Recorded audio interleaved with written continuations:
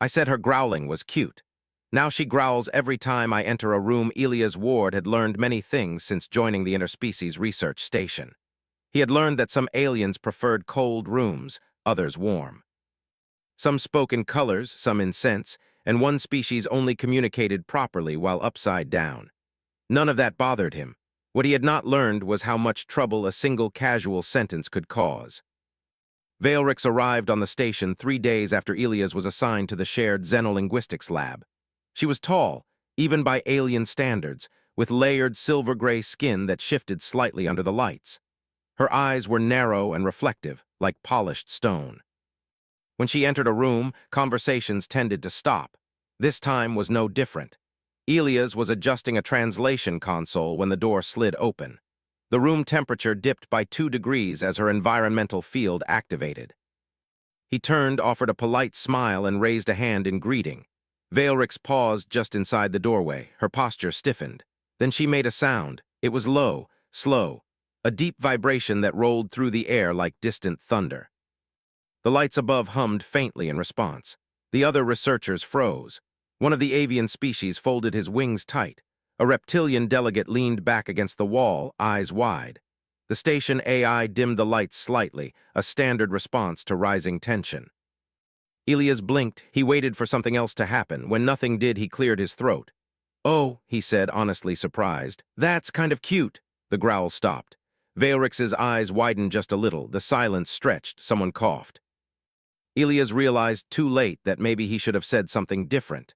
He opened his mouth to apologize, but Veilrix straightened, turned her head slightly toward him, and gave a short nod. Then she walked past him and took her assigned position at the far console.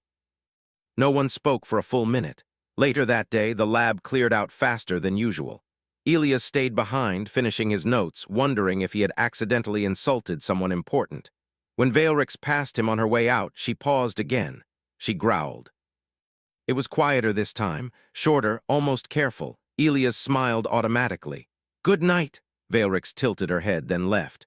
The next morning, Elias arrived early. He liked the quiet hours before the station fully woke. He had just set down his bag when the door opened. Veilrix entered. She growled. This time it was longer, more controlled. The sound had layers to it, like notes stacked on top of each other. Elias looked up from his console.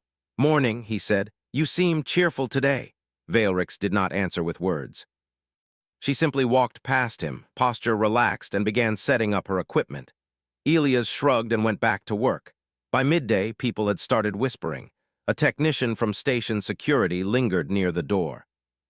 2 diplomats from neighboring species requested to relocate their meeting. The station AI quietly rerouted foot traffic away from the lab. Elias noticed none of this. He noticed, however, that Veilrix growled every time he entered the room. When he returned from lunch, she growled. When he stepped out to retrieve a datapad and came back, she growled again.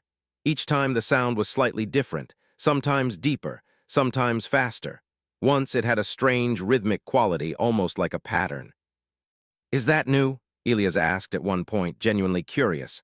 Veilrix's eyes flicked toward him. Her posture straightened, and she produced the longest growl yet, filling the room with a steady vibration that made the floor feel alive. Elias blinked. Then he laughed softly. Okay, I get it. You're committed to the bit." That evening, Elias received a message requesting his presence at an informal cultural review. The sender was an elderly member of the station's anthropological council, a many-limbed being who moved slowly and spoke carefully. They met in a quiet observation lounge overlooking the stars. "I will be direct," the anthropologist said. "Your colleague's behavior is causing concern." "Veilrix?" Elias asked. "She's been great, a little growly, sure, but very focused." The anthropologist's eye stalks tightened. "That sound is not casual," Elias frowned. "It is. No, in her species that sound is used for social positioning. It communicates intent, attention, and acknowledgement." "Oh," Elias said, "so it's like a greeting." "In simple terms," the anthropologist said carefully, "it can be, depending on context." Elias leaned back. "Well, that's good, right? Means she's comfortable." The anthropologist hesitated. "It also means she believes the behavior is welcome." Elias thought back to his first comment. The word cute echoed in his head. "Oh." The next day, the situation escalated. Elias entered the lab to find 3 observation drones hovering near the ceiling and a faint shimmer of energy fields around the room. Veilrix was already inside. She turned when she sensed him. The growl she produced this time was precise, measured. It carried intent in a way Elias could not explain, but he felt it settle over him like a statement.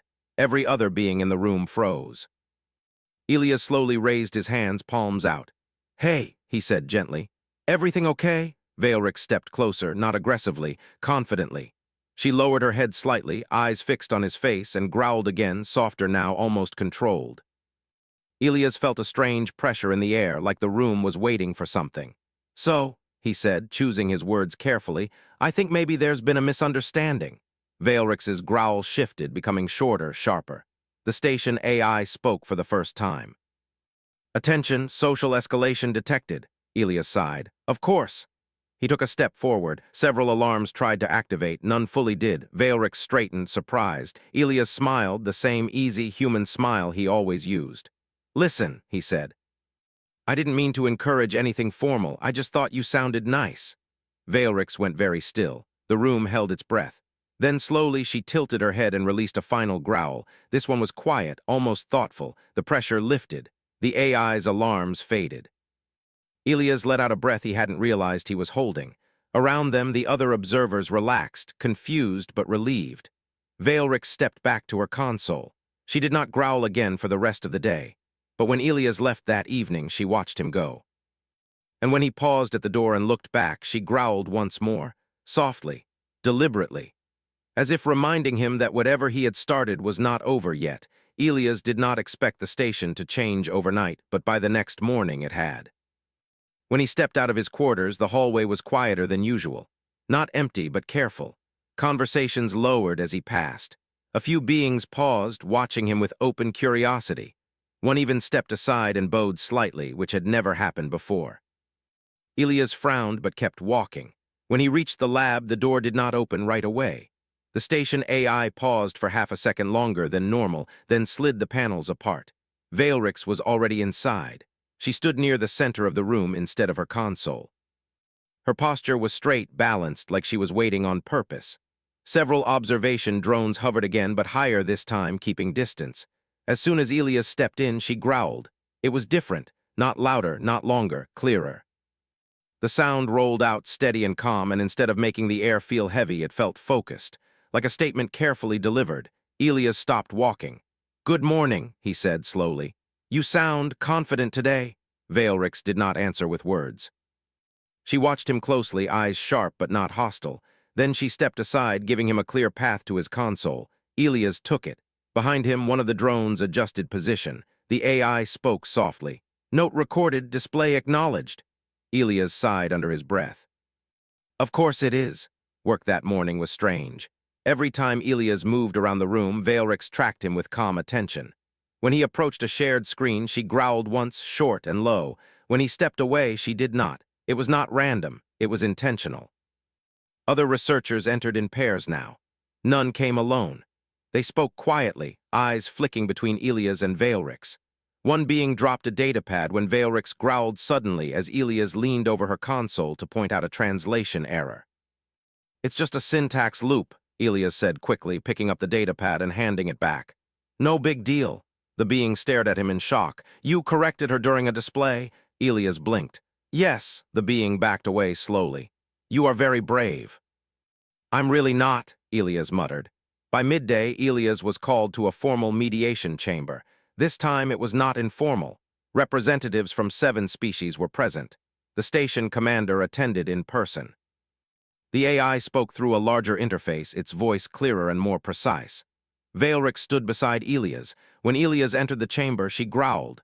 The sound echoed in the wide space, carrying weight. No one flinched. Instead, they waited. The commander cleared his throat. "Specialist Ward," he said, "it appears you have unintentionally engaged in a high-level social exchange." Elias rubbed his face. "That seems to be a theme in my life." An alien diplomat leaned forward. "Your response patterns are unusual." "I've been told." The anthropologist from before spoke again. "Humans do not react as expected to dominant signals." Elias tilted his head. "We react to tone and context, not instinct alone." That caused a stir. The AI added, data confirms. Human neurological response favors interpretation over reflex in non-lethal scenarios. Veilrix turned her head slightly toward Elias. She growled, short, precise. Elias looked at her. Yes, I hear you. The room went very quiet. The commander leaned forward slowly. She believes you understand her. I think I do, Elias said carefully. At least a little. Veilrix stepped forward just one step and growled again. This one was softer, layered with subtle shifts that the translators struggled to keep up with. The AI paused, then spoke. Translation uncertain, meaning approximated, mutual recognition without challenge. Elias smiled. That sounds about right. The realization settled over the room like gravity. Humans did not dominate. They did not submit. They listened. Over the next few days, the station adapted. Humans were reassigned as neutral observers in high-tension meetings. Elias found himself invited to discussions he had no official rank to attend. Each time, Veilrix accompanied him. Each time he entered, she growled. But now others understood it was not a threat. It was a signal. He is here, it said, and strangely that made things calmer. Elias began to notice the pattern more clearly. Veilrix used different tones depending on the situation, short growls to mark presence, longer ones to indicate approval. Once, during a heated negotiation between two species, she growled sharply when voices rose too high. Elias spoke right after. Let's slow down, he said. I think we're all trying to say the same thing. The argument stopped. Later, Elias asked her about it while they worked late. I didn't mean to cause all this, he said. Veilrix watched him for a long moment. Then she made a sound unlike any before. Not a growl, not quite. Softer, almost amused. You did not cause, she said carefully, her speech slow but clear. You accepted. Elias nodded. We're good at that. She studied him. Your species is strange, he laughed. You have no idea. The station commander eventually addressed the change officially. Humans were now listed as contextual stabilizers. Other species requested training. How to stand near a human, how to speak around them, how to interpret their calm. Elias hated the attention, but he understood the importance. On his last day before rotation, Elias packed his bag quietly. He had been reassigned to another station, another job. When he entered the lab one final time, Veilrix was there. She did not growl right away. She watched him cross the room. When he stopped in front of her, she growled once, soft, low, complete. Elias smiled. I'm going to miss that. She tilted her head. You will be acknowledged elsewhere. I hope so. They stood in silence for a moment, then Elias turned to leave. As he reached the door, Veilrix growled again, not to stop him, not to challenge him, to remember. Elias paused, looked back, and raised a hand in farewell. The station felt quieter after he left, but safer too, because now everyone knew something important. If a human walked into a room and smiled at something meant to scare them, then maybe understanding was possible. And sometimes, the strongest response was simply not being afraid. Elias thought leaving the station would make things simple again. He was wrong. The transport carried him to a much larger hub, a place where dozens of species crossed paths every hour. The station was older, louder, and full of history. Politics lived in its walls. Old disagreements moved through its halls like ghosts. Elias arrived as a cultural advisor, nothing more. No special title, no authority. That lasted less than a day. The first meeting he attended was supposed to be routine. Trade routes, shared research access, energy distribution. Elias sat at the edge of the room, listening, taking notes, saying nothing. Then the voices started rising. Not shouting, something sharper, the kind of tension that made translators lag and lights flicker. Two delegates leaned forward, postures stiff, gestures becoming precise in a way Elias recognized too late. A challenge. Before anyone asked him to speak, the door opened. Veilrix stepped inside. The room froze. She had not been scheduled. Her species rarely traveled without notice. Yet there she was, calm, steady, eyes scanning the room until they found Elias. She growled. The sound was not loud. It did not need to be. Every being in the room felt it settle into place, like a marker drawn across the moment. Elias closed his eyes briefly. Of course, he whispered. Veilrix moved to stand beside him. She did not look at the others. She did not need to. The delegates slowly leaned back. The tension eased, not gone but controlled. The lead coordinator cleared their throat. We were not informed of your arrival. Veilrix's gaze remained on Elias. I followed acknowledgement. Elias rubbed his forehead. You followed me? Yes, that was that. News spread quickly, not that Veilrix had arrived, that a human had been followed. Stories moved faster than facts. Some said Elias had challenged her, others said he had claimed leadership. A few whispered that humans had found a way to command without force. Elias hated all of it. In private, he spoke with Veilrix. "You didn't have to come," he said gently. She considered him. "You relocated. Our exchange was unfinished." "I thought we finished it." She made a soft sound, not a growl, something thoughtful. "Understanding does not end, it stabilizes." Elias sighed. "You realize people think I'm dangerous now." Her eyes narrowed slightly. "You are not dangerous. That's not helping." The hub station began assigning Elias to more meetings. Disputes that had stalled for years suddenly requested human presence. Elias did not speak much. He listened. He asked questions. He explained misunderstandings slowly, with patience. Veilrix growled when he entered rooms. She growled when discussions shifted too fast. She did not growl at him anymore. Instead, she watched. Other species noticed. They began to copy the behavior in small ways. Pausing when Elias spoke, waiting for context instead of reacting, asking for clarification instead of assuming intent. It was not perfect, but it was new. One cycle, a delegate finally asked the question directly. "What is your authority, human?" Elias looked surprised. "None." "That is not possible," he smiled. "It is." Veilrix growled softly then, not to interrupt, to agree. The AI overseeing the hub updated its behavioral models.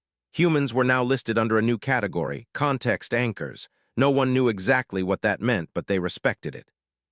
Elias began training others, not formally, just conversations, explaining how humans handled fear, how they had learned over long history that reacting first often made things worse. "You don't ignore the growl," he said once. "You hear it, then you decide." Veilrix watched these sessions with quiet interest. "You teach what you are," she said later. "I teach what we learned the hard way." On the day Elias was scheduled to leave again, the station held a small gathering, not a ceremony, just acknowledgement.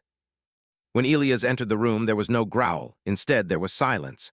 Then Veilrix stepped forward and made a sound no one had heard before. It was low, steady, and warm. The translators struggled, then gave up. The AI spoke instead. Meaning approximated, trust, continued recognition, safe passage. Elias felt his throat tighten. "Thank you." Veilrix inclined her head. "You changed nothing," she said. "You revealed." Elias left the station quietly, but the effect remained. Across shared space, humans were now seen differently. Not as weak, not as strong, as steady, as the species that could walk into tension and not become it. And somewhere on a station far from Earth, Veilrix growled softly into empty space. Not a threat, not a challenge.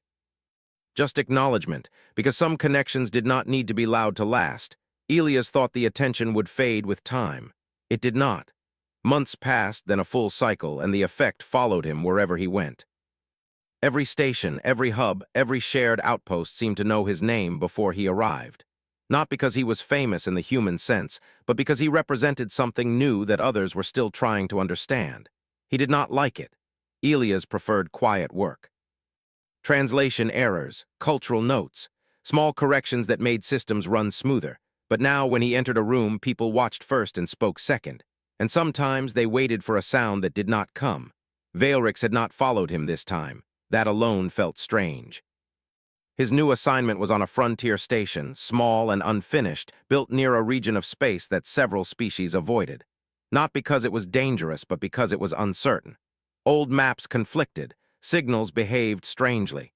Communication delays were common. Elias was there to help keep things calm. The first sign of trouble came quietly. A delegation arrived without notice. Their species had no formal contact record. They were not hostile, but they were intense. Their posture was rigid.